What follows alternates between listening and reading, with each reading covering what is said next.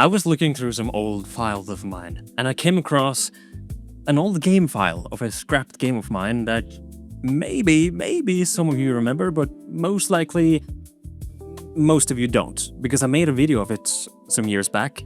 It is scrapped. I never continued it, but I found the game file again just recently, and I checked it out. And it was actually very interesting because I had an idea back then where I tried to, or at least the goal was, to make the most difficult game in the world.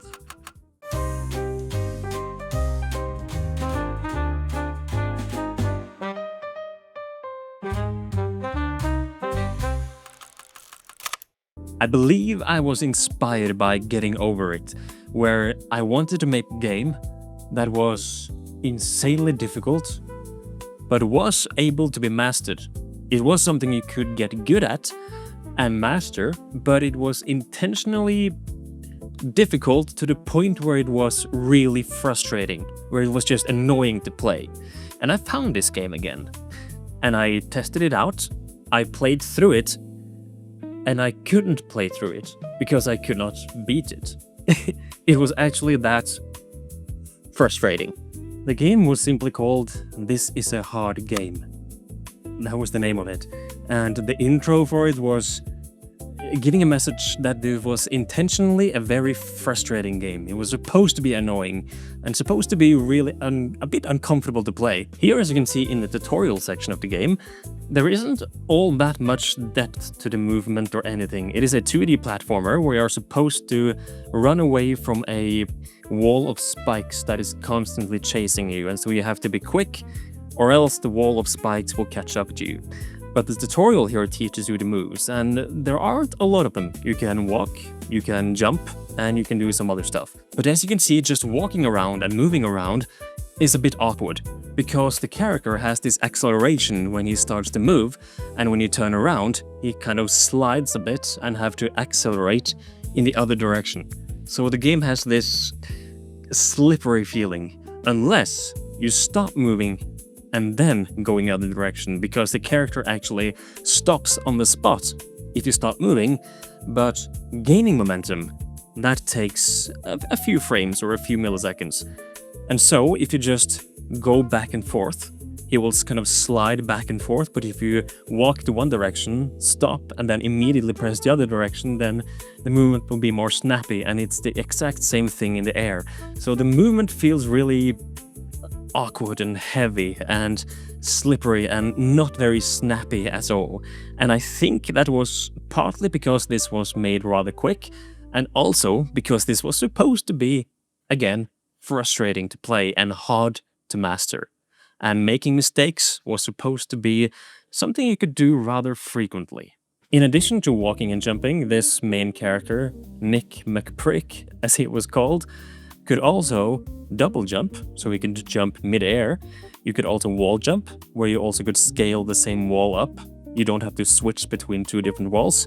And he also had a slide move, where you basically press down as you slide forward, which would allow you to go through very narrow passageways, but it was really slow, as you can see, and very awkward use. It slowed down very quickly and was not fast at all. You could jump out of it, but that was it. But there are some very frustrating things here that I can't remember if it was intentional or not. For example, if you hugged a wall, you could not slide under it. You had to initiate the slide before you came to the wall, otherwise you couldn't perform the move, which was very unfortunate when you are in a hurry and have a lot of panic during the main levels that are coming up. The first level, as you can see, is rather easy. It is simple, it is straightforward, and I remember this was supposed to be a very nice and easy start for players, to give them an expectation that this won't be as bad, until level 2 comes and hit them in the face like a rock, where it is extremely frustrating and hard right from the get-go. I think it took me maybe 20 tries for this gameplay that you see here before I was able to complete level 2, because there are so many things that can go wrong with this movement system, and there is very, very tiny margin of error that is allowed before you are basically screwed. Because you have this huge wall of spikes that is following you, you have to wall jump correctly, you have to make the best out of the movement in order to make turns as quickly as possible. There are other spikes, obstacles in the level that you have to watch out for, and Nick McPrick here is rather heavy. His jumps don't go as high, he falls down rather fast, and together with that rubber movement, if you make one wrong move, then the punishment is quite hard. It is quite a punishing game. I actually attempted level 3 and 4 in this game as well during this test, but I had to give up. I almost, at one point, got to the very end of level 3 and I honestly gave up and jumped just right to the next one. Because, man, one tiny mistake and you're done. And I didn't even make any checkpoint system in this game as well. There was no checkpoint system. If you died in a level, you had to restart from the very beginning of the level. Of course, not from the beginning of the entire game, obviously. There is a level select screen that's where you complete one, you unlock the next one, and you can replay previous levels as well. But if you die at the very end of a level, you are thrown right back to the start. It was brutal. It was a brutal game. And during this test, I was so frustrated. I've been more frustrated just from this tiny play session than I have been in a long time playing any game.